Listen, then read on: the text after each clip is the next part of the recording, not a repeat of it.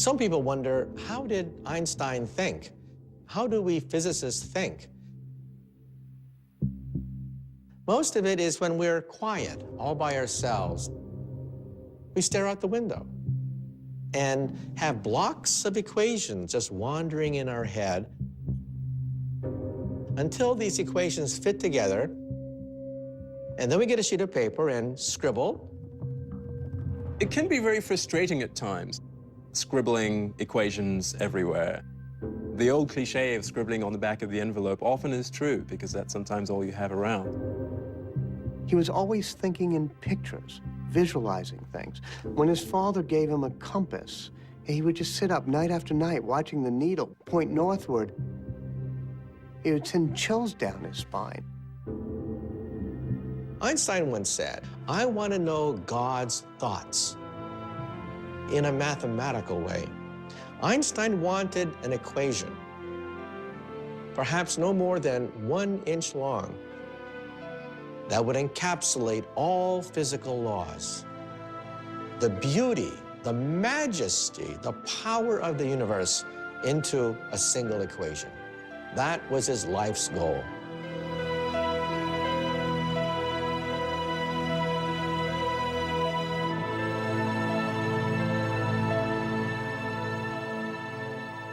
In 1900, Albert Einstein is a 21-year-old undergraduate at the Swiss Federal Polytechnic. That this young man will one day be synonymous with genius was something none of his professors would have predicted. He would cut class. The professors thought he was a goof-off. As a consequence, Einstein couldn't get a single job after graduation. He even thought about switching fields and selling insurance. Can you imagine opening the door one day and there's Albert Einstein selling you life insurance? What a waste. Einstein thought he was such a loser. He wrote a letter to his family saying that it would be better if perhaps he was never born. Nobody was talking about the young Albert Einstein. He worked as a substitute teacher in short jobs in various towns. Einstein's father tried to apply on behalf of Einstein for academic positions. And he wrote to a very famous professor and asked him whether he could use Einstein as a research assistant. But there were no positions available. His father passes away, thinking that young Albert is a total disgrace to the family. In 1902, the depressed and despondent young Albert moves to Bern, Switzerland's capital, and begins a career far from science. One of his friends arranged for Einstein to get a job as a lowly patent clerk in the Swiss patent office. In this office, on the 3rd floor, Einstein spends 6 days a week reviewing applications submitted by all kinds of inventors to the Swiss government. Given a patent, you had all this information, and he had to strip it down to the essence, and that honed his skills as a physicist. He would very quickly dash off all the patents that he had to analyze. He didn't find the work very strenuous. It was not so intellectually demanding. And it would give him ample time to contemplate the universe. He never would have been very good at a university kissing up to a senior professor. He was much better at a stool in the patent office, trying to daydream about what is it like to ride alongside a light beam. From that job, he would launch a revolution which would change world history. Einstein's idle daydreams will profoundly change the way the universe is understood. In 1905, in what's been called his miracle year, he publishes in his spare time 4 visionary papers, the first of which answers the age-old question, what is light? The photoelectric effect. This paper, written by this total unknown, showed that light comes as a particle called the photon. We use that in television, we use that in lasers. In another paper, the 26-year-old Einstein posits something we now take for granted, the existence of atoms. People didn't believe in atoms in those days, but he proved that atoms can actually make small little dust particles move in a liquid. And he calculated the size of atoms. These papers would have been a remarkable career for any physicist, but Einstein is far from finished. He writes yet another paper with the famous equation E equals mc squared. At the simplest level, this means energy can become matter, and matter can become energy. The tiniest speck of matter holds potentially huge amounts of energy. Unleashing it requires a nuclear reaction, the sort going on constantly in the night sky. Ever since people began to look up in the heavens, they would say, what makes the stars shine? But it took Albert Einstein to answer the question. Mass, M, turns into E, energy. That is the engine that lights up the stars. Today, E equals mc squared is Einstein's most famous equation. But another theory he publishes this same year is more important and more controversial: the special theory of relativity. When Einstein was a teenager, he enjoyed imagining what it would be like to ride a beam of light. Now, he returns to this daydream, and it changes his life. In the spring of 1905, Einstein was riding on a bus, and he looked back at the famous clock tower that dominates Bern, Switzerland. And then he imagined, what happens if that bus were racing near the speed of light? In his imagination, Einstein looks back at the clock tower, and what he sees is astonishing. As he reaches the speed of light, the hands of the clock appear frozen in time. Einstein would later write, a storm broke in my mind. All of a sudden, everything kept gushing forward. Einstein knows that back at the clock tower, time is passing normally. But on Einstein's light-speed bus, as he reaches the speed of light, the light from the clock can no longer catch up to him. The faster he races through space, the slower he moves through time. This insight sparks the birth of Einstein's special theory of relativity, which says that space and time are deeply connected. In fact, they are one and the same, a flexible fabric called space-time. Sitting alone on a city bus, Einstein believes he has glimpsed a secret of the universe. For Einstein, space was this place where stuff was, and it didn't do anything. It had stuff in it. And so space combined with time to become space-time is a more dynamic understanding of this arena that everything takes place in. It's becoming more alive in a way. He's saying very, very outlandish and very, very strange things.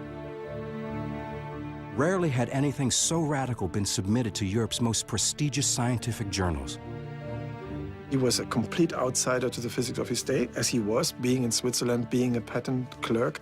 And yet he was ambitious enough to think that he could challenge the whole of the established physics at the time.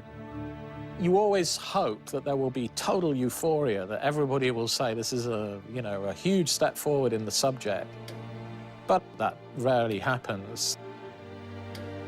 Whatever one's concept of time, it passes slowly for Einstein at the patent office. He submits papers to important scientific journals, the best scientific journals, and hopes for the best. And the best doesn't come for a while. He was anxious. What was the reaction of the physics community to his great paper? Silence. Einstein got very depressed.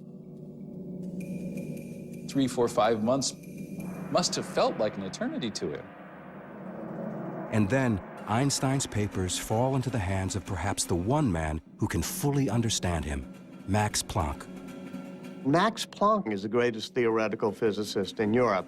Planck was the editor of the Annalen der Physik in Berlin. The most important physics journal of the time. Here was Max Planck reading this paper from this unknown physicist. And Max Planck says, there is something here. Planck recognized immediately that this was an important paper from an important young scholar. The relativity paper was published in June 1905. That volume, number 17, is now one of the most famous publications in the history of science. At the time, Einstein wasn't even a scientist. He's still applying for jobs at colleges, high schools, always getting rejected. We call it Einstein's miracle year. It is certainly not a time that he would describe himself as a miracle year. Miracles convey a sense of something happening easily. I don't think that Planck knew that Einstein was a patent clerk of the third class. So he must have then become curious about who this unknown Albert Einstein in Bern was. This unknown Einstein is in fact the father of a 1-year-old son and husband to a quiet and serious fellow student from the Swiss Polytechnic, Mileva Maric. When he was at the Polytechnic in Zurich, he was quite a ladies' man. He would play his violin at ladies' luncheons and cocktail parties, so he knew quite a few young women in his day. But Mileva caught his eye. Mileva is the only woman in the class. Here was a physicist. He was smitten. In a temporary detour from their shared scientific passions, Albert and Mileva are married in 1903. A year later, their first son, Hans Albert, is born. The Einstein family lives in this small 2-room apartment in the Swiss capital. The rather limited circumstances in which they lived were not what he would have hoped for at this stage in his life. Mileva had always wanted to be a great physicist, but she flunks her exams at the end of her terms at the Zurich Polytech. She becomes a sounding board on all the great miracle year papers of 1905, especially the special relativity paper. She helps type it up, she helps check the math, but she ends up being a housewife. Einstein is trying to do his scientific work at the same time that he's working 6 days a week. In 1907, Einstein agrees to write a new article explaining special relativity. But when he re-examines his theory, he finds it seriously limited. It was called special relativity for a reason, and that was because it really only dealt with moving at constant speeds. In other words, Einstein's special theory of relativity only applies to a special case, an object moving in one direction at a constant speed. But Einstein wants to understand the real world, and the real world doesn't work that way. Einstein realized that his theory failed for accelerations. But in our universe, everything accelerates. On a bumpy road, jet airplanes, on a subway car, everything's accelerating. So there was a defect in special relativity. On Einstein's imaginary journey, if his speed varies at all, his theory, his notion of how objects behave in time and space, falls apart. His scientific mind wants it to apply to all cases. Einstein knows that for his theory to work, it has to account for everything in the universe. And that includes the pervasive and invisible force that holds everything together. Gravity. Gravity is everywhere. Gravity holds us to the floor. Gravity holds the sun together, the solar system together. Where was gravity in special relativity? Einstein wants to expand his special theory of relativity into a general theory of relativity, a theory that will explain not just time, but also gravity. He realizes he will be fighting more than 2 centuries of scientific thought, and his hero, Sir Isaac Newton. It's 1907, and the 28-year-old Albert Einstein is still a patent office bureaucrat. It has been 2 years since he published his special theory of relativity, and the ambitious Einstein decides to advance an even more radical interpretation of the universe, a general theory of relativity. Doing this will require him to take on his scientific hero, Sir Isaac Newton. In Einstein's time, Isaac Newton was God. Newton was the founder of modern science. This is the actual first edition of Newton's Principia Mathematica of 1687. This priceless artifacts is the very, very famous book which became the foundation of universal physics for centuries, until Einstein upset the apple cart. It has been almost 250 years since the apple fell from the legendary tree on Isaac Newton's estate, giving Newton the inspiration to formulate his law of gravity. Newton said that if an object falls, it's because there's a mysterious force called gravity pulling it down. But you know, Isaac Newton himself was not satisfied by that.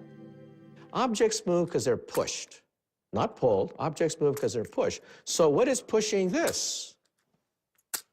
Newton didn't know. So Newton simply threw his hands up and said, I don't know. So I'm going to invent something called gravitational pull. And Einstein said, no, this theory can't be right. He was prepared to simply go, I really want to solve this problem. I want to really understand the whole universe. Max Planck said to him, you can work on gravity if you want to, but there are two problems. You're not going to be successful. The problem is too hard. And if you do, no one will believe you. It's an extremely difficult task. It's not clear where to begin or how to go about doing it at all. Ultimately, the thing that gives him that clue turns out to be his old faithful way of reasoning, the thought experiment. So it's what you and I would call daydreaming, but he gets to call them thought experiments because he's Einstein. He's in his office at the patent office, looking out at the window, and he imagined a man working on a roof. And he begins to wonder what would happen if one of those men were to fall off the roof. And then he had the happiest thought of his life, the inspiration of the ages. He had a vision. The man will not actually be feeling his own weight. He would be weightless. And then he imagined, if you're in an elevator and somebody cuts the cord, what happens to you? You fall. But the elevator falls at the same rate you do, so you are weightless inside the elevator. So then Einstein got it. It's as though gravity's been switched off.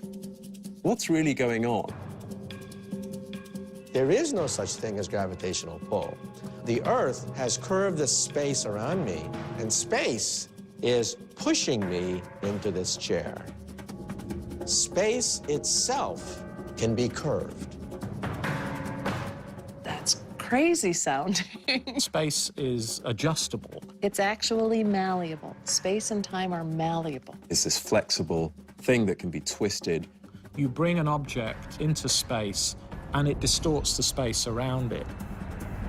Why does the Earth go around the sun? Most people would say, well, the sun's gravity is yanking the Earth toward the sun in a circle. Wrong.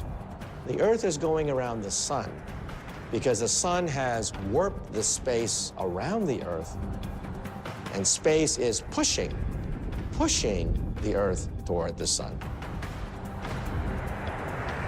He had a new theory of gravity, a new theory of the universe. Einstein publishes his ideas about gravity. At the same time, his work on the atom brings him increased attention. As a result, in 1911, he's offered a position as a full-time scientist at the University of Zurich. The 32-year-old patent clerk finally leaves Bern to become, for the first time, Professor Albert Einstein. People start realizing that those miracle year papers of 1905 are probably right. And he starts getting invited to the Solvay conferences, which are the gatherings of the greatest physicists in Europe. Convened by the Belgian philanthropist Ernest Solvay, these conferences bring together the greatest scientific minds in Europe, and Albert Einstein is among them. In fact, he's the youngest professor there. He made an impression. He was friendly, he was funny, and he was smart, really smart, and people saw that. That was also a moment when Mileva must have perceived that she was still part of this small Bern world, whereas Einstein had become part of a bigger world. She writes these plaintive letters saying, tell me about it. I wish I were there. I would love to meet these great scientists. It was always my dream to meet these great scientists. She became jealous of not only the other physicists, but of physics itself. Einstein's lectures become the talk of scientific Europe, and he's invited to speak in Berlin, capital of the country in which he was born. Berlin at the time was the most vibrant city in Central Europe. Einstein hadn't been in Germany since he left at age 15 to avoid the draft. He renounced his German citizenship the next year. While Einstein was in Berlin, mainly to visit colleagues, he was also invited by a cousin. A first cousin named Elsa Einstein. They had known each other as kids, but Einstein had lost track of her. Living on her own, had divorced, she had 2 daughters.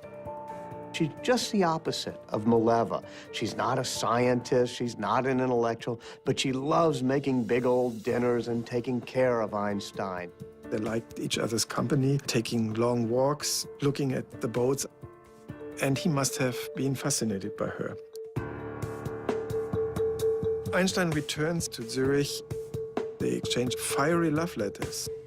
And at one point, it becomes so strong that Einstein says, please don't write me anymore. This isn't going to work. He must have felt that this was an overcomplex situation, even for an Albert Einstein. If the mysteries of the heart elude Einstein, the mysteries of the universe trouble him even more. The curvature of space and warping of space-time, and you scratch your head. He has now been struggling for 4 years to more fully develop his general theory of relativity. His theory of relativity is so complicated that very few people can understand it. Somebody's got to test it. It's not a testable hypothesis. It's not science. It's science fiction. Einstein knows he's on the right track towards solving his theory. Now he must find a way to prove it. It's 1911. For 4 frustrating years, Einstein has struggled to perfect his general theory of relativity. His theory won't be accepted until he can demonstrate this radical concept. Suddenly, he is struck by an idea. If he can shine a beam of light through an area where space is curved, then according to his theory, the beam of light will actually appear to bend. Light only knows straight lines. What's bent is space. What could have enough gravity to bend light so much? Well, what about the sun? 300,000 times more massive than the Earth, the sun is the perfect object for Einstein's experiment. But how can anyone shine a beam of light around the sun? He says light from a distant star, as it passes right next to the sun, and the sun's gravitational field will be bent. Because space is bent around the sun. But even if Einstein is right, he'll never be able to see it happen because the sun is just too bright. Except, when is the sun covered so that we can see what's around it without being blinded by the light? That only occurs during a total solar eclipse. Here's the sun, and it's blocked by the moon, and suddenly all the stars come out. He figured if you have the sun here, and there's stars way back here, and the light's coming in toward you, it will bend slightly. So to your eye, you think that the stars had gone out like that. Light going around the sun. That's something that even his mother could understand. Nobody actually was willing to say without doubt, this is the truth, until somebody can prove it by taking a picture. So who do you turn to? You turn to the astronomers, the astrophysicists. Our laboratory is the entire universe. by 1912, Einstein believes he is finally on the verge of proving his long percolating and provocative theory. He publishes this revolutionary prediction and puts the call out to the astronomy world. Go out and measure. He said, go to an eclipse and do this observation. Nothing happened. He actually wrote to well-known astronomers trying to interest them in doing a test, and was a little discouraged, I think, because he discovered, as people often do, that astronomers are busy people with many things to do and don't necessarily drop everything at the drop of a hat, even for Einstein. It's a frustrating and bitter setback for Einstein. But then, at the Berlin Observatory, a young assistant answers the call. He's an impassioned and brazen young man who's willing to go, quite literally, to the ends of the earth for Einstein. His name is Erwin Finley Freundlich. Freundlich was in his early 20s. He wanted to make a name for himself. He got a sense that here is my chance. This is new stuff, it's important stuff, and I could be part of it. I've seen the letter that goes in the other direction from Einstein to Freundlich, and it's all filled with this excitement. You astronomers can do great help to me by finding proof of the relativity theory. And that's Einstein, the human being, who is trying to get somebody to do things for him because he needs him. He finds out from Freundlich that he's getting married to his girlfriend, Katja. And they're going to honeymoon in the Alps. So Einstein says, come to Zurich and let's meet. Freundlich is on his honeymoon with his bride, and he goes to meet Einstein. He's looking for him out the window, and there he is. There's Einstein. He can recognize him because he's wearing this straw hat, and he's standing out like a sore thumb. And this is the famous Einstein that he's corresponding with this prediction and this great opportunity. And he's going to get to meet him. So he gets off the train and he shakes his hand and they're all animated. And before they can talk, they whisk the couple off the train and they go to Frauenfeld nearby. It's a suburb. To their surprise, the newlyweds are spending their honeymoon in an auditorium, listening to Einstein speak. And in the middle of the lecture, Einstein says, we need this eclipse test, and the man who's going to decide is sitting in the audience. His name's Erwin Freundlich, and there he is, and everyone looks, and Freundlich has to stand up and be recognized. And so Freundlich was thrilled, you know, this recognition at this great meeting.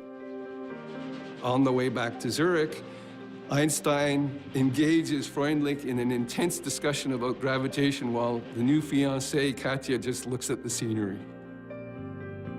They start hatching up that plan of going to a total solar eclipse. The problem with the total solar eclipse, of course, is that it's only visible over a small area of the Earth because the shadow of the moon is actually only a few miles wide. They get these tables and they realize that the next total solar eclipse will occur in the Crimea, which is in Russian territory, on the 21st of August, 1914. Freundlich goes to his boss, says, look, let's go to Russia. I'm collaborating with Einstein. Will you put the money up? And he says, no way. He just refuses. Einstein is absolutely furious. Reaching beyond the European scientific establishment, Freundlich writes to the director of the Lick Observatory near San Jose, California, a rugged outpost of American astronomy. It was a community living on the mountain. They all had their families, their wives were there, their kids were there. They were depending on each other for survival. For many years, it had the largest refracting telescope in the world. But most importantly, it has William Wallace Campbell, a pioneer of eclipse photography. In the 19th century, eclipses used to be attended by astronomers who just did visual observations. I saw this, I saw that. They would draw diagrams, and if people disagreed, it was one guy's word over another. Photography meant you can actually capture what was happening and do precise measurements. Campbell pioneered that technique in the early 20th century. Freundlich writes a personal letter to Campbell. He says, there's going to be an eclipse in 1914. Why don't you come to Russia and let's do this?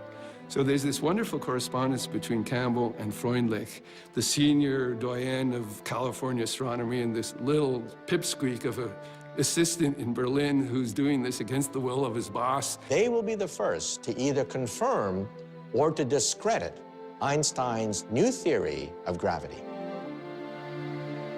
This was an important observation. Campbell had a fever in him. He saw fantastic opportunities for Lick Observatory and for America.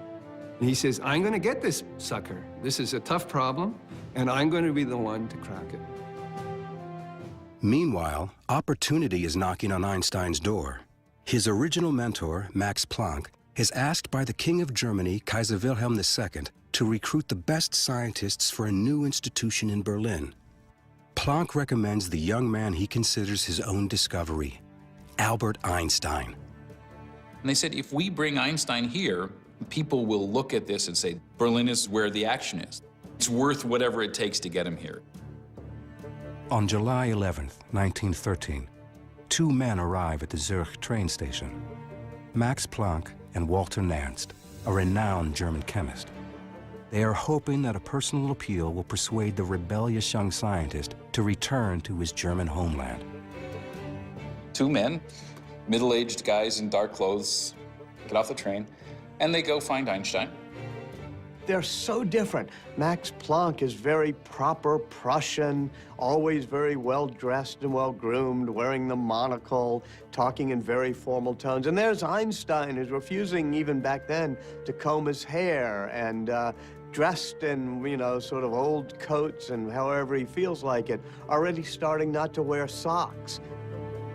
They make a great offer to him. He'll be a professor at the University of Berlin. He'll be a member of the Prussian Academy. He won't really have to teach classes. He'll have all of the research help he needs. It was Max Planck. It was Nernst. It was the Prussian Academy of Sciences. It was the entire world of physics that had said no, bearing down and saying, we want you. Einstein did not answer the offer. Einstein says, why don't you just go take a trip for the rest of the afternoon up the mountain? I said, I'll meet you at the train station when you come back. I'll be carrying a bunch of flowers. And if the flowers are red, I'm coming to Germany. And if flowers are white, sorry, no go. Thanks for coming. I've made the argument that Einstein delayed his answer to this question, in part because he sort of wanted to live with the pleasure of being so deeply sought after. But it's certainly true that this was not simply a snap decision. As he often does when he has a difficult problem to solve, Einstein takes a long walk. Zurich was comfortable.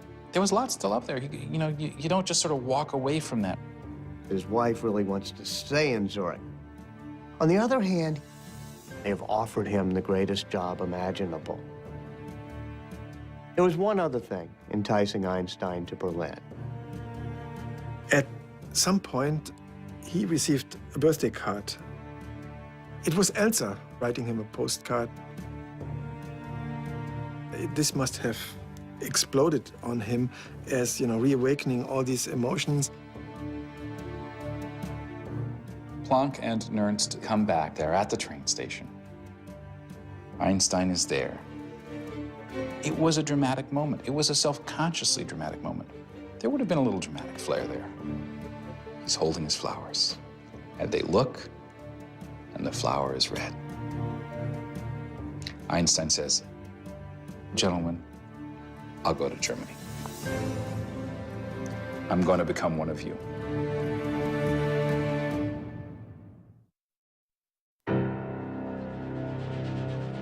By April 1914, Einstein's world is looking brighter. The solar eclipse needed to help prove Einstein's long-gestating general theory of relativity is only 4 months away, and Einstein is on his way to Berlin to join the Kaiser Wilhelm Institute, an elite group of scientists working under Fritz Haber, the institute's director. Fritz Haber was one of the greatest chemists of the 20th century. He developed a process that could be used in producing an artificial fertilizer with the help of which millions could be fed. And he was a hero.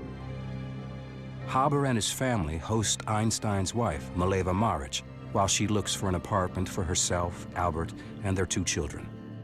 Haber observes that resettling in Berlin seems to be unsettling relations between Einstein and his wife. Mileva always was a brooding and somewhat despondent woman. And in Berlin, it gets much worse. He's dallying with his cousin, Elsa. Einstein is a very brutally honest guy, so every now and then he apparently would tell Mileva about Elsa. Then they start fighting with each other. Not surprisingly, the man who approaches the universe in a unique way has a rather unconventional approach to married life. Einstein gives Mileva an ultimatum. If you want to stay married to me, you have to do the following things. It's a contract. It says you have to bring me my meals in my room. You have to speak to me only when I want to have conversation. You're not to expect intimacies from me. More power to her. She doesn't sign this contract. She decides, no, I'm not going to go for that. She goes and stays again with Haber and his wife Clara. In that time, Haber is sort of a go-between and is negotiating. He's trying to hold them together. He's the one who keeps seeing if maybe they can come to an accommodation. They both respect him. But Haber's best efforts to save the Einsteins' marriage are a failure. The decision to split is finally irrevocable, and Einstein says it's not going to happen. Lacking enough money to support two households, Einstein makes Mileva a brazenly self-confident proposition. He offers her a deal. He says to her, one of these days, one of my papers will win the Nobel Prize. If you give me a divorce, I'll give you the money. Now, this is an amazing sum of money. She could end up very wealthy, and she could move back to Zurich with the kids. He is sure he's going to get a Nobel Prize. Mileva's not quite sure. She's a scientist. She calculates the odds. She consults with Fritz Haber. She decides to take the bet. Mileva takes the two young boys, and Einstein accompanies her, along with Fritz Haber. Einstein has to go to the train station, say goodbye to his boys. And he starts crying. Haber's never seen him cry before. This was a really quite devastating moment for him, and Haber was the man he was with, sort of holding him up through this moment. Einstein has staked his children's future on winning the Nobel Prize, by no means a sure bet. He is dependent on Erwin Freundlich and William Campbell to bring him photos of the total solar eclipse so he can see how the stars seem to move. Shortly before saying goodbye to Mileva and the boys, Einstein has another farewell at the Berlin train station. There is Freundlich with his two buddies about to leave Berlin. Einstein is there. He's very, very anxious. Freundlich and two of his colleagues are lugging 4 astronomical cameras and cumbersome equipment on a long and treacherous journey. They're going to take a train and go all the way to the Crimea in Russian territory.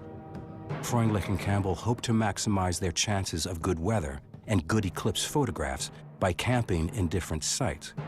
Freundlich's party sets up in southeastern Crimea. Campbell locates near Kiev.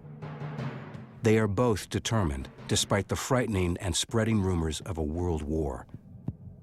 Then the worst happens. On June 28, 1914, the Archduke Franz Ferdinand of Austria is assassinated. The German Kaiser declares war on Russia, and Einstein's eclipse expeditions are suddenly in jeopardy. Einstein is really worried. Einstein has no way to warn them. Didn't know what was going to happen. And then, deep in the Crimean forest, the war comes to Freundlich's camp. Freundlich suddenly sees some uniformed Russian officers coming to his camp and asking him for his papers. Heart starts going beep, beep, beep. Russians come over to see what they're doing and realize these are Germans with a telescope. And they start tearing down his equipment. Get off my equipment. I have to observe an eclipse. These are our possessions now. Your country declared war on us. You have nothing to say. They arrest them immediately. There's no questions asked, and they are considered spies. Herr Freundlich, you are now a prisoner of war. What? Campbell, an American, is neutral. And the Russians allowed them to continue to observe the eclipse. They had come all this way, spent all this money, survived the fact that war broke out, and clouds ruined their plans. Total failure. Not only does Campbell fail to get his photograph, but he is forced to abandon his state-of-the-art equipment. Because he is an American, Campbell is not arrested, but he leaves for home a defeated man. Campbell says one wants to come home by the back door and see nobody. Einstein in Berlin is shattered. The expeditions are failures. Freundlich and his team spend several months as prisoners of war in Russia. For Einstein, it is a disaster. Proof of his most revolutionary theory, general relativity, is slipping between his fingers.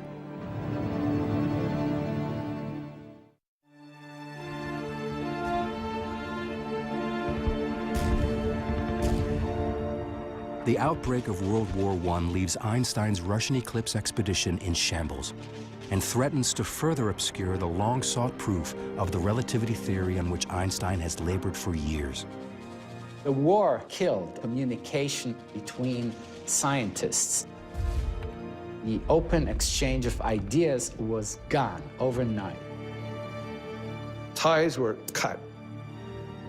Once the United States joins the war, astronomer William Campbell sees things differently. Campbell dedicated himself to the eclipse problem, independently of his former colleague from Germany, who he now viewed as the enemy. In Berlin, the whole atmosphere changed. When Einstein looked out of his window, he would see a lot of patriotism. In his eyes, a whole nation went crazy. All of Einstein's expectations of the kind of city he was going to live in disappear. They're gone. Hundreds of thousands of German young men marched enthusiastically. His best colleagues, Planck and Haber, were enthusiastic about the war. His close friend Fritz Haber, like Einstein, was born German and Jewish. Fritz Haber converted to Christianity, and he tried to assimilate as much as possible. One of his great moments of pride when he actually received a commission in the German army. Really almost unheard of award for a converted Jew. Einstein saw this as ridiculous. Haber said, I'm a chemist. I understand the chemistry of the chlorine atom very well. I know that chlorine gas is poisonous. Can I turn this into a useful weapon? Haber felt he could construct a devastating enough weapon that it would end the war quickly, thus a humane outcome. The institute Haber directs is turned into testing gas to be deployed on the Western Front. Einstein has an office in Haber's institute. Einstein was disgusted by the eagerness with which Haber, first amongst his colleagues, but many of his colleagues, went looking for ways to kill people and kill them more effectively. Haber was one of the first to develop terrible weapons out of the potential of science. Early in the war, Haber's new mystery weapon, poison gas, is tested on a Belgian battlefield. Haber was there and said, release the weapon. This low cloud drifted over the battlefield, and the cloud just sort of forms. This was the first time this ever happened. Troops had seen things that looked much worse than this cloud, and the effect was devastating. I mean, the troops were just blown out of their trenches. Haber saw thousands of people die, thousands of soldiers, about 5,000 soldiers. Your lungs begin to fill with fluid, and as the deterioration of your body continues, you can lie there on dry ground, in effect drowning. Albert Einstein takes a look at his close friend and his, intimate professional colleague and says, in effect, you're pathological. This is grotesque. He writes a letter to a friend in Switzerland that says, all our supposed technological progress is like an axe in the hands of a madman. Haber never resented it. And it's so strange that he befriended Einstein so closely. They were living on different planets. The war posed a big dilemma for Einstein because in his personal relationships he respected and was even fond of his colleagues, but rejected their wholehearted support of the war. He comes across this very publicly hyped and published document called the Manifesto of '93, signed by 93 leading German academics, including the people who brought him to Berlin and the people he most values, Haber, and above all, Max Planck. The manifesto says Germany had to fight, it was justified and morally acceptable to fight in this war. And this shocked Einstein. In effect, a betrayal. This was the moment when Einstein realized that there were some things about life outside physics that were important enough that he had to actually go out on a limb and take some personal risk to defend. He actually tries to present a counter-manifesto of other German academics who say, no, there's something else out there besides national pride, national competitiveness, national fury. And 4 people signed the manifesto. It goes nowhere, never published, it fails. He becomes a pacifist. He becomes a war resistor. And Einstein was nearly alone. He's isolated. He's being rejected by his colleagues. His marriage is breaking up. He's having a custody battle for his kids. He immerses himself in his science. The isolation has a positive outcome as Einstein looks again at his general relativity theory. He refocuses on the mathematical equations. One day, he looked back at the calculation for the bending of light as it goes around the sun, and he suddenly realized his earlier calculation was wrong. What would have been found had Freundlich done the observation was only half the deflection that's there, half the bending of the sunlight. It would have discredited Einstein's theory. It is an embarrassing but serendipitous discovery. For 3 years, Einstein has been urging astronomers to photograph an eclipse, which would prove an equation that he now believes to be wrong. Einstein has always considered the failed eclipse expeditions to be setbacks. In fact, they may have saved his career. The war raging all around him, the physicist retreats to his study. He had a little apartment, and most of his thinking was done in his study. Sometimes he can't quite visualize the curving of space. And what he does is he takes out his violin. He said that Mozart's music captured the harmonies of the universe. Playing the violin would help him think. Einstein had this prodigious ability to sit and think. It was called Sitzfleisch. People who knew him said he had this remarkable Sitzfleisch where he can concentrate on a problem for hours, for days, even years. In his office are lots of mathematical manuscripts with equations all over. And he's sitting there thinking, walking around, standing deep in thought. He's doing pure mathematics in his mind. Science is done by the seat of your pants. We have leaps of logic. We have years of wandering in the wilderness. We have frustration. We have pulling our hairs out. That is really the power of genius, the force of will to make all the mistakes necessary to get the right answer. There was never a moment of, oh no, I'm not going to have a theory. That, because of his ego, I don't think it ever occurred to him that he's not going to have a theory. What matters is you keep your eye on the prize. For Einstein, that prize is the Nobel, proceeds of which he has promised to Mileva and his 2 sons. In 1915, he's asked to present his general theory of relativity at a prestigious forum to the most important German scientists. Einstein accepts. But after 8 years of work, his theory still has 2 major problems. It's completely unproven, and the math appears to be flawed.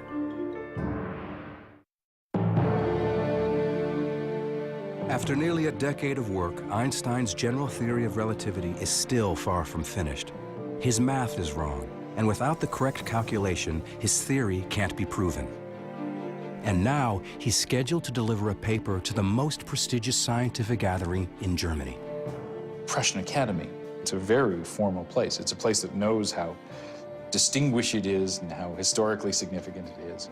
These weekly meetings you can sort of see as an attempt by at least some of Germany's leading thinkers to act as if the war were not all there was.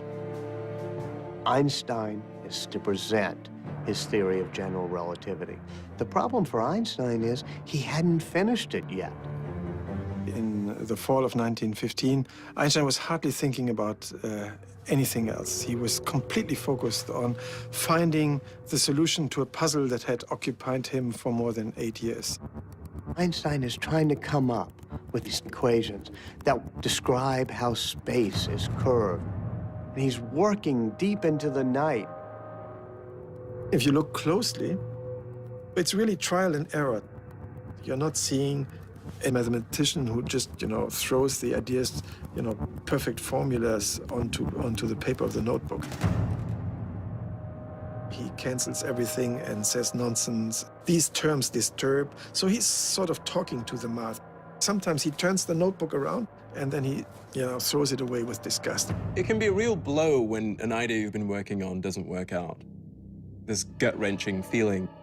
Since discovering his math error, Einstein believes he is making real progress. His equations are nearly complete. He accepts an invitation to speak at Göttingen University, essentially a dress rehearsal for the Prussian Academy. Einstein is up at the board writing his equations and trying to describe his problem. In the audience is one of the greatest mathematicians of all time, David Hilbert. Hilbert sits there and listens very carefully to Einstein. He thinks, I can solve the problem. I can do it better than Einstein.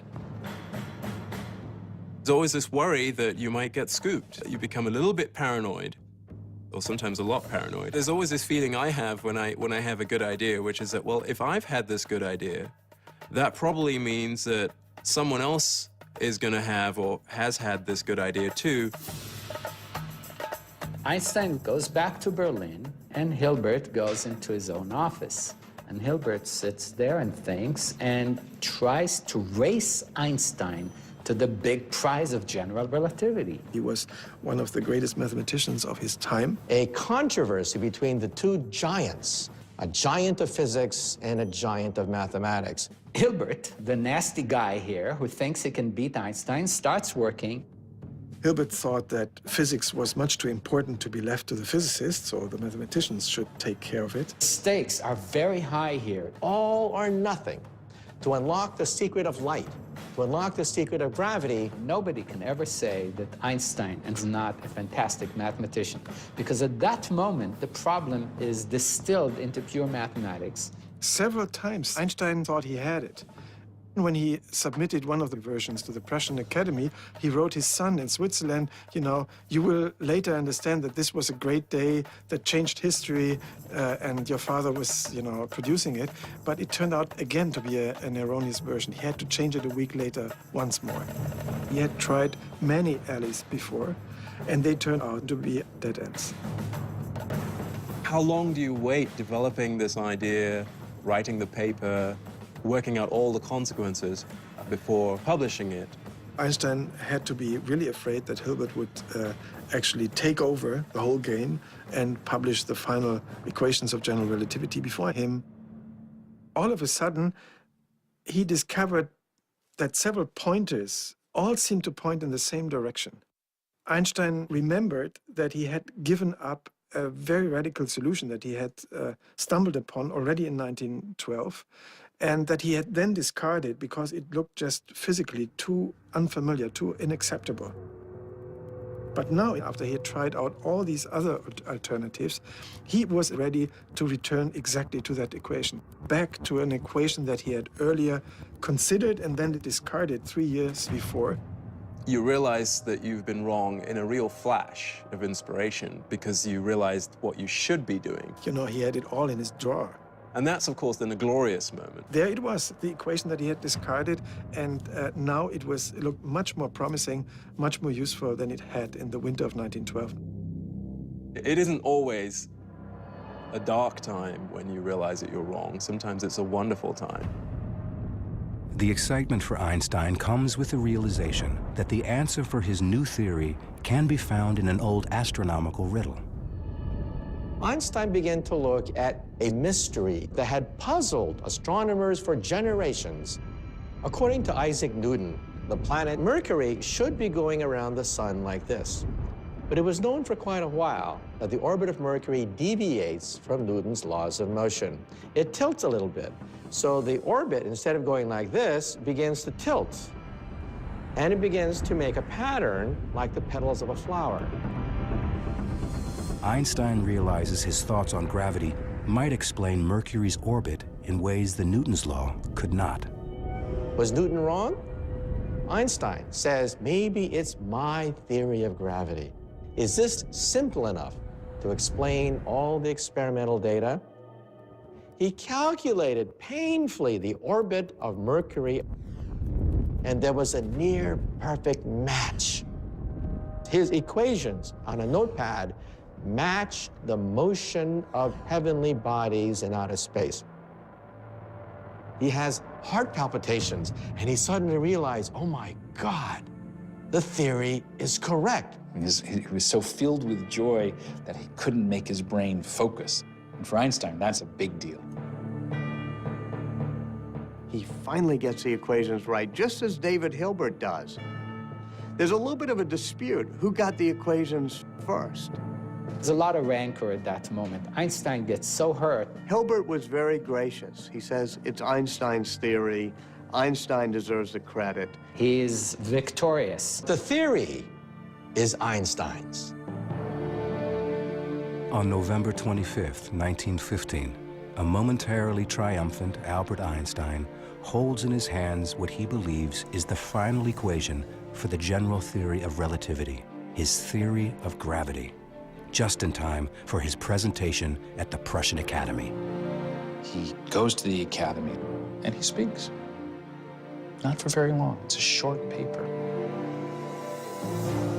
With that, you have the general theory of relativity, which describes how space and time tell matter and energy where to go. Matter and energy tell space and time how to look. Utterly different view of what our universe is like. Who knows how much applause he got? Nobody does. Everyone suddenly found themselves confronted with the idea that this strange German Jew had overthrown Newton's ideas of gravity. What exactly this meant now, no one was quite sure. There's still no physical proof of it. No one understood Einstein. Einstein believes he has finally got his theory right, but he knows that it won't be accepted until he can prove it. And he can't prove it without photographs of a total solar eclipse. For that, Einstein will have to wait again.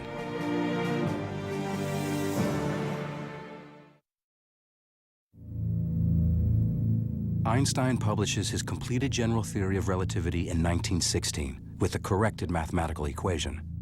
But there is still much work to be done. He needs photographs of a rare solar eclipse to prove the theory's accuracy. But in war-ravaged Berlin, now under blockade by the British, even the basic necessities of life are hard to come by. Surrounding him, Berlin was an impoverished city, and the hunger grew so bad that there were hunger riots. In the middle of a harsh winter, Einstein's intense productivity comes to a sudden halt. The reason he stops is he's exhausted and he's sick. Bad stomach problems. He's really, really, really sick. He writes, I don't eat, I haven't been able to sleep, and he succumbs to a physical and a mental breakdown. Einstein retreats to a small apartment in Berlin. His cousin Elsa becomes his nurse and savior. Elsa keeps cooking for him, bringing him food, eventually having Einstein move in with her. While Einstein's health is in Elsa's hands, the fate of his theory lies with astronomers. One of them who will play an important role is at Cambridge University in England. Arthur Eddington is a scientist, but also a religious man who attends this small Quaker meeting house just across the street from the university. Sitting in the back row at this Quaker meeting, full of people sitting quietly, is Arthur Stanley Eddington, head of the Cambridge Observatory, known all around the world as one of the most brilliant minds in astronomy. The war has taken a heavy toll on Eddington and his fellow Quakers, nearly all of whom morally opposed the war and refused to fight the Germans. He's one of the few men left. It's just him and the women. Day by day, men were disappearing from these benches. Not because they were going off to fight in the war, but because they were being arrested for being conscientious objectors. Anti-German feeling cripples scientific communication. Eddington knows nothing of Einstein's new theory until February 1916, when he receives a package from a colleague in the neutral Netherlands, astronomer Willem de Sitter. Inside is a copy of Einstein's paper that de Sitter has translated into English. Eddington opens it up and realizes immediately that he's seeing something of tremendous scientific significance. And he writes back to de Sitter, no one in England knows about this, no one. So he asks de Sitter, tell me about this Einstein. De Sitter says, well, Einstein didn't like the war and in fact had written a manifesto against the war. And when Eddington hears this, he says, this is perfect. This is so important, we have to do something with it. The mission becomes more than a scientific quest.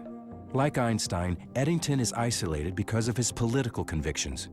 Eddington sees this exciting scientific challenge as a way to show that scientists across enemy lines can support each other for a higher purpose. Eddington says, relativity is the most important scientific theory since Newton, and it's done by a German, and even better, Einstein, a brilliant, peaceful scientist. He wanted to stand up there and show the world and show his scientific colleagues that an Englishman will stand up for a German. And the Eclipse expedition was the perfect opportunity. But the forces of interplanetary alignment may not wait for the war to be over. The next full eclipse will occur in June 1918, and it won't be visible in England, where Eddington is trapped by war.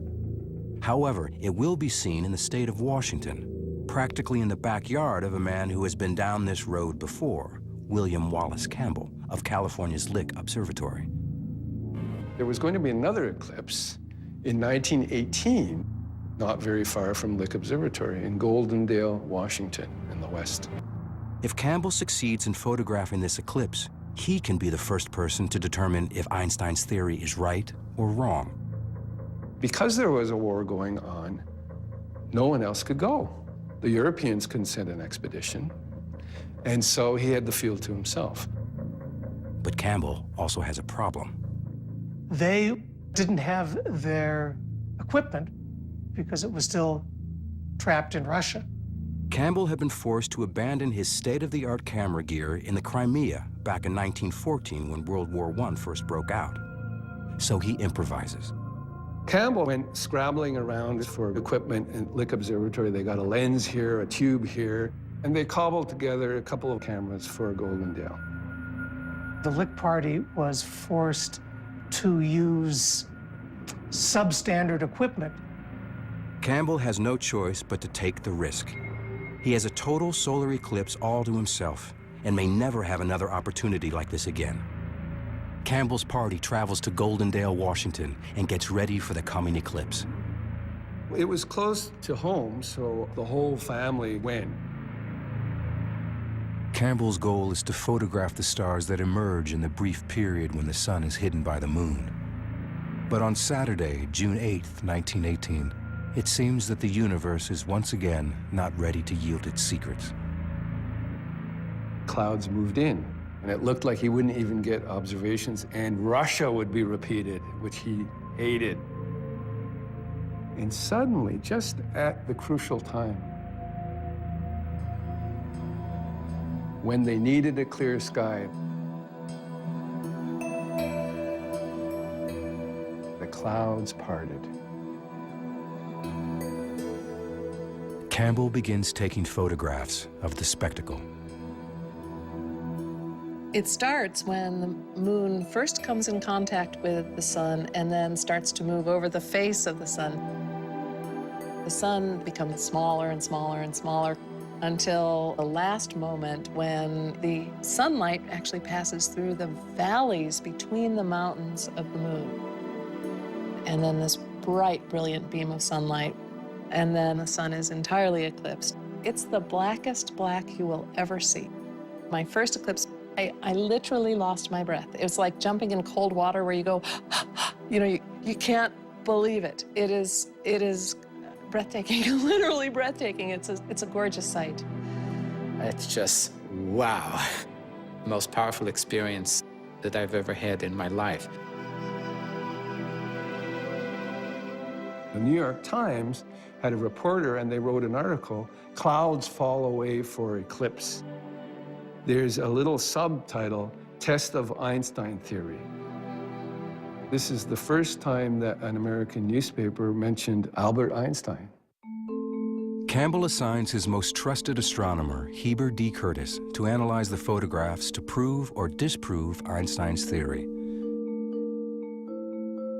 Looking in, a star would have been visible, one of the stars that was to be measured. That star would have been very carefully centered on crosshairs in the eyepiece.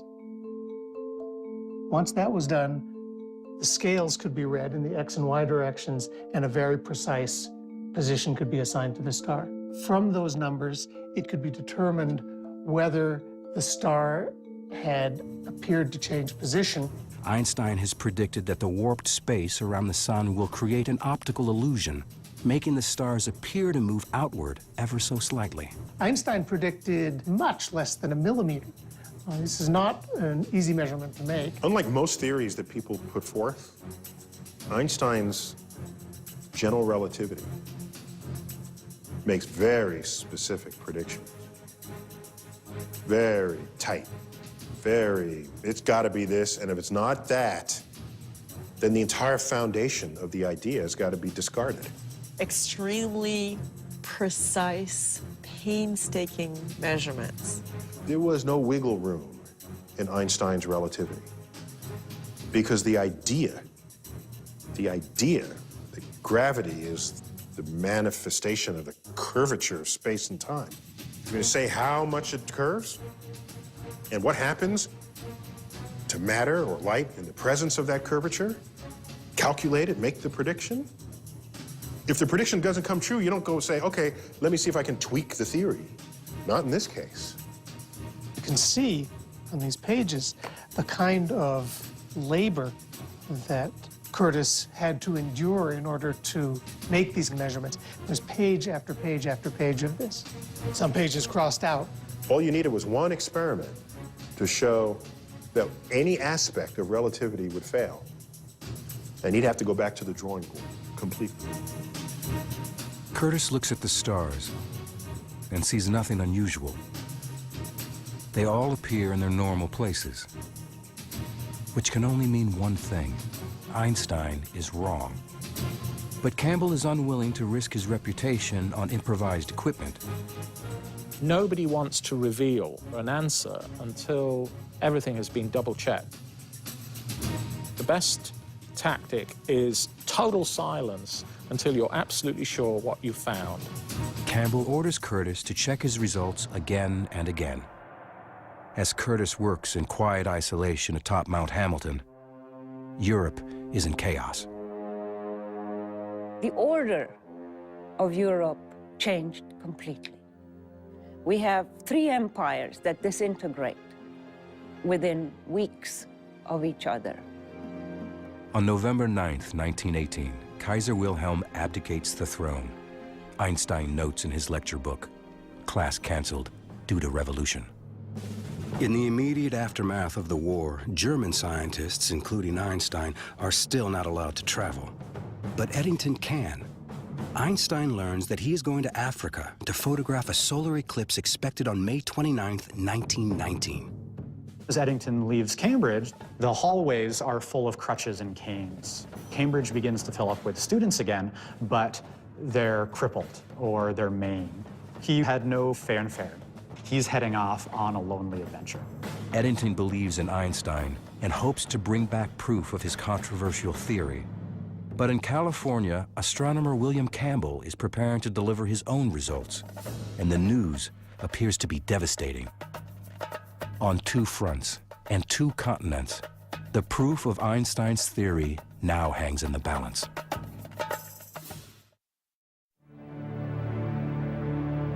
It's February 1919.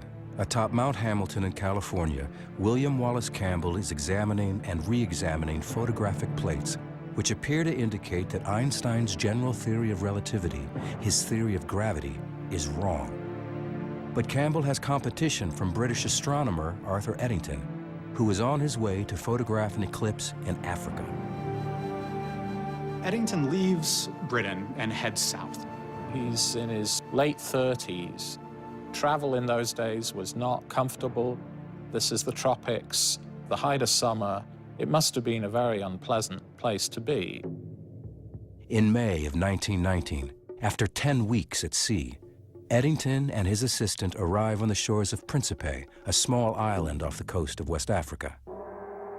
Malaria is a big problem. There are poisonous snakes. He has to hack his way through the jungle. They spend a month building a telescope in the middle of the jungle.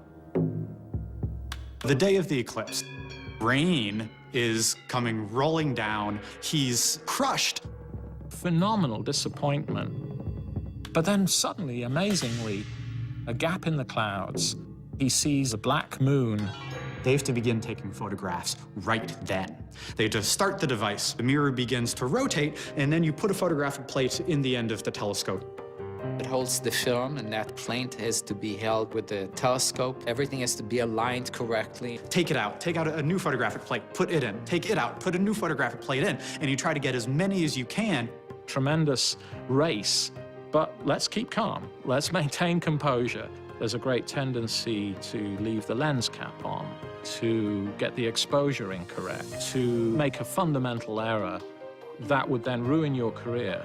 Time is ticking away, the precious seconds. He doesn't really care about the sky going darker. He's looking for the star that's right there by the sun, grazing the sun. He's so busy working the telescope and switching out the photographic plates that, as he says it, he just had to do it in faith. He basically had to trust that something was going to appear on his plates. Like Campbell before him, Eddington is in for a crushing disappointment. He quickly discovered that most of his plates were worthless. The clouds have obscured nearly all the stars on every single photograph. But the very last few plates had just a few stars, which gave him some encouragement that he was going to be able to salvage something. You can imagine Eddington in this remote island, sitting down with a micrometer, a measuring machine, and looking, this distinguished theorist looking at these plates. His discipline is phenomenal. Now, to make these measurements, it's difficult. We're sitting here under this thick layer of atmosphere. Light comes from the distant reaches of the universe, and then it gets like jiggled and wiggled and smeared as it gets through the atmosphere. And by the time you're looking at starlight, which should be a pristine point of light, it's this smudge. It's a smudge. It would quickly become apparent that it was going to be a much, much more difficult job. They're doing these precise measurements in the middle of the jungle. He can't wait to get back to Britain. Of course, it's going to take him months to get back. Einstein was waiting very anxiously. He was getting a lot of letters from friends and colleagues asking if any news was afoot. But relations between England and Germany were very, very frosty, and Einstein didn't think it would be at all appropriate for him to presume to write to one of these English astronomers and ask them what was going on. Eddington returns to Cambridge Observatory just as Campbell sails into London. Campbell is here to address the Royal Astronomical Society, an organization dating back to the age of Isaac Newton. He carries with him the secret results of his eclipse expedition of the year before. Campbell is the first to speak, and he was nervous because there were a lot of emotions flying about this test and a lot of reputations at stake. The anxiety must have been enormous because he's in front of all of his colleagues. There is that one moment, the one moment that you stand before your peers. I don't think you ever really feel ready. Butterflies. And then finally, Campbell announces his results. He said Einstein is wrong, and Lick Observatory says Einstein is wrong. But the session takes a dramatic turn with the reading of a cable from Eddington. His preliminary findings show just the opposite. The British were going to say that Einstein's right. Eddington still had more calculations to do, and it wouldn't be ready for a couple of months. But here we have this special meeting of the Royal Astronomical Society. Everyone's watching. Campbell says Einstein's wrong. The British say, we don't know yet, but it looks like he might be right. Having just delivered a death blow to Einstein, Campbell started to really get nervous sitting in that room. Campbell sends an urgent message to his colleagues back in America, who were about to release their negative report on the eclipse photos. It was an historic cable of 5 words. Delay publishing Einstein results. Campbell.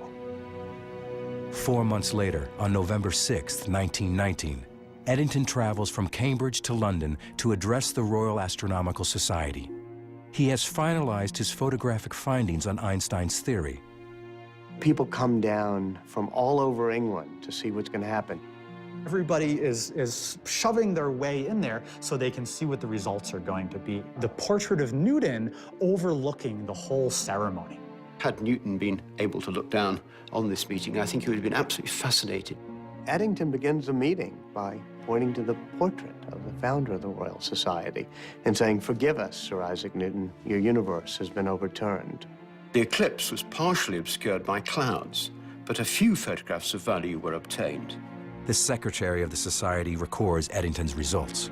The measurements of the plates have led to the conclusion that the deflection of 1 second .75 at the sun's limb, predicted by Einstein's general theory of relativity, is verified by the eclipse observations. The public interest that gets generated by this is tremendous. Outside of the scientific community, no one had even heard of Albert Einstein, let alone his bizarre theories. Now the public learns that everything they believe about the universe is wrong.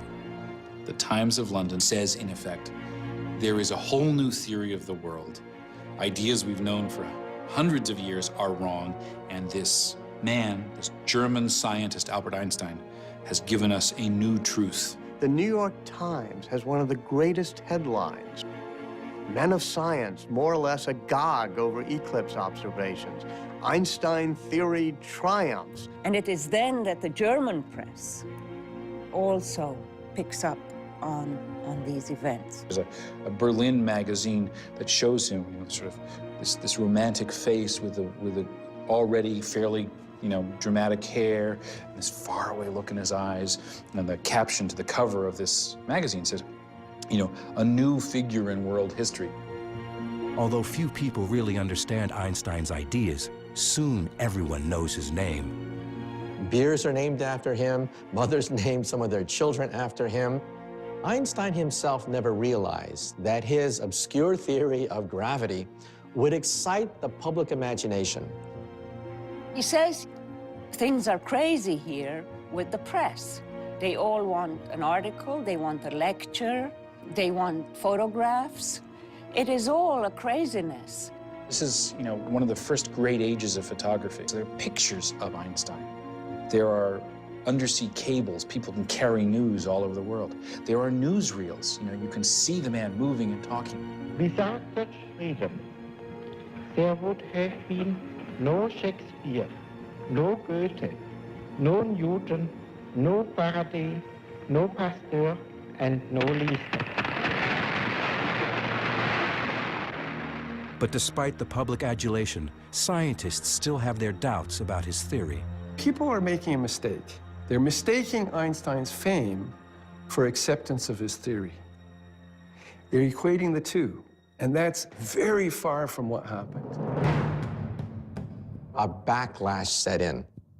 In the New York Times, you can see that they were constantly questioning, who is this famous scientist? Most British people and most Americans, most people from the Allied powers were very hostile to Germany after the war. They were not at all interested in reconciliation. So many people were saying, oh, Eddington was so motivated by the goal of peace and promoting international brotherhood. He was so convinced by the theory that perhaps He allowed himself to be a little bit biased. He's been criticized for fudging the figures. The photographic results from the two solar eclipse expeditions, Eddington's and Campbell's, result in a split decision. Another expedition will need to be mounted. Both Einstein, who has been trying to prove his theory since he first proposed it in 1907, and Campbell, who has been working on the problem since 1911, have tremendous personal stakes in the results. Now it was a matter of not just science, it was a matter of international reputation, it was a matter of personal reputation. This was personal. Campbell checks the charts and sees that the next best eclipse to photograph will be in Australia in 1922, more than 2 years from now.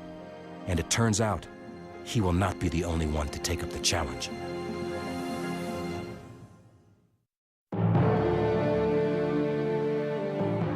It's 1921, and the 42-year-old Albert Einstein becomes science's first superstar. Einstein has this sort of victory tour of the world.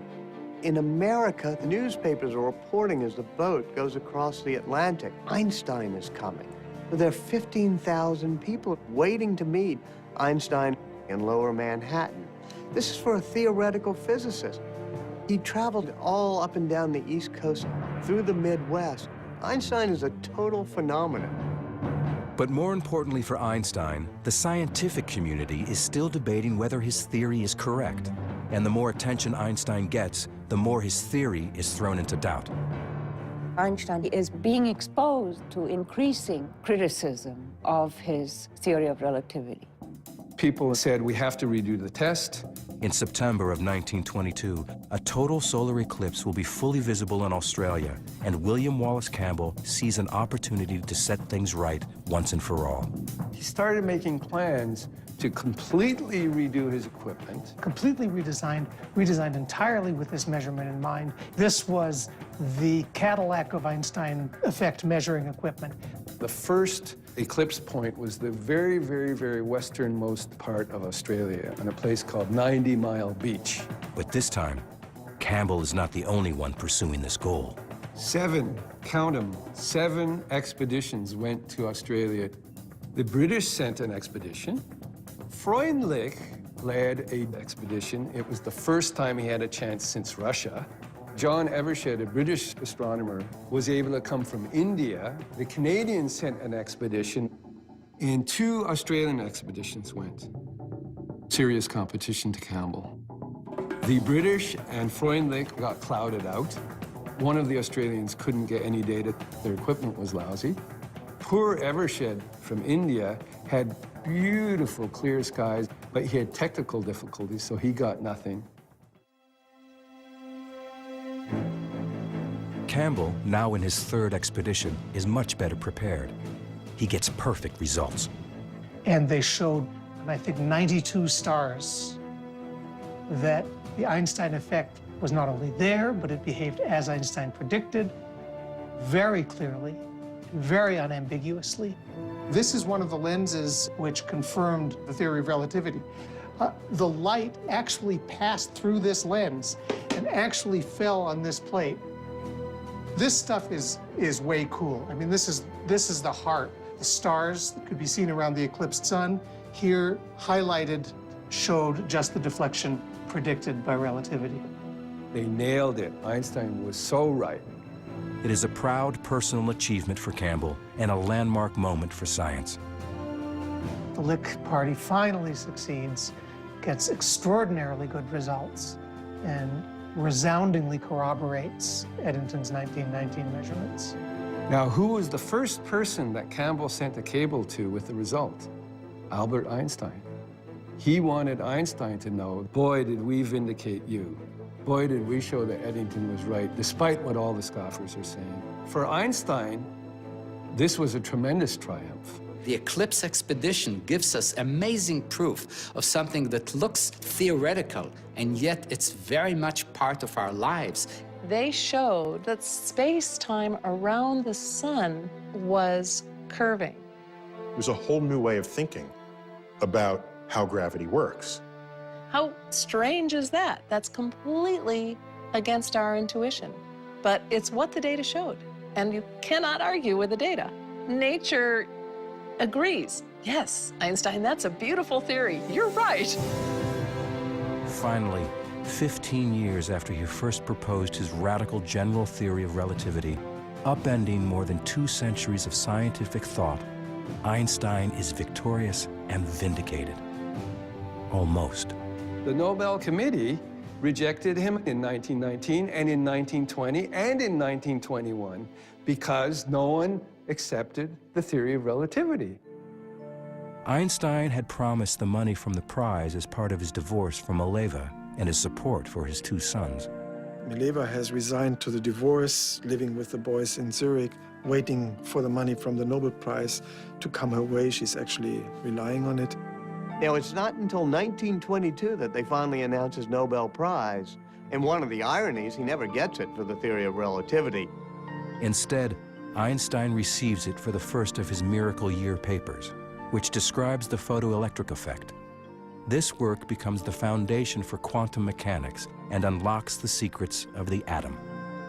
To Einstein's former wife, Mileva, the prize means something more down to earth. She gets the money and she ends up buying 3 apartment buildings in Zurich. Mileva did not make a very good living from these investments, but she survived. For Einstein's cousin Elsa, who has nursed him through the bad times and waited patiently for years, there is also a victory of sorts. She has convinced Einstein to marry her. Great surprise. It was a strange marriage. Einstein had many lovers afterwards, and he never felt that this was sort of, the perfect way of life for him. But she loved being Mrs. Einstein. She loved traveling with him.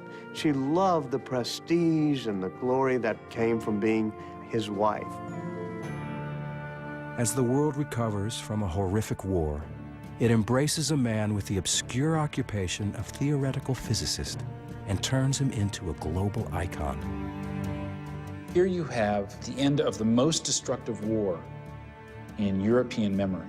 And here this pacifist saint comes along with a wild halo of hair, piercing eyes, and people on all sides of the Atlantic, in Germany and in England and in America, could all celebrate him as a man of peace, but also somebody whose science transcended the horrors of war. That's where the emotional resonance of his accomplishment came, I think. And that's why people seized on him, not just as a smart guy, but as a symbol, maybe an all-purpose symbol of what humanity can do well in the context of what humanity has clearly done so terribly. His story, the solo scientist who turns the world upside down, is enticing. Alone in his studio, using only his mind and a pencil, Einstein made bizarre discoveries as intriguing to the public as the most talked about music and movies of the day. They loved the mystery. Einstein himself said so. The fact that there are these wonderful words of the 4th dimension, bending of space, time warps, all that kind of thing. It's great. Light moves in ways you don't expect. These are kind of romantic ideas. These are, mind-bending ideas, and people picked up on them in all kinds of ways. And it had this cool quality to it. He could see in ways that no one else could. He put together elements of the universe that others had not imagined would fit together. The general theory of relativity is one of the greatest achievements of the human mind. If you think about it, the entire modern age, the age of laser beams, telecommunications, satellites, that age was opened up by the work of Albert Einstein. For example, black holes and neutron stars and the Big Bang itself. You cannot describe them adequately without Einstein's theory of general relativity. It is beautiful and simple and profound. And all the best theories of the universe are just that. Einstein dies in 1955 at the age of 76. But more than a half a century later, the man and his theories continue to capture the popular imagination and to inspire. Here was a man, because of the power of his intellect, the sheer power of his mind, was able to rise above poverty, rise above war and strife, to become one of the great figures in all of human history. And that was an inspiration, because you don't have to be born handsome. You don't have to be born with muscles. You don't have to be born that way. You can achieve it by the sheer power of intellect. And for me, that's always been a shining beacon.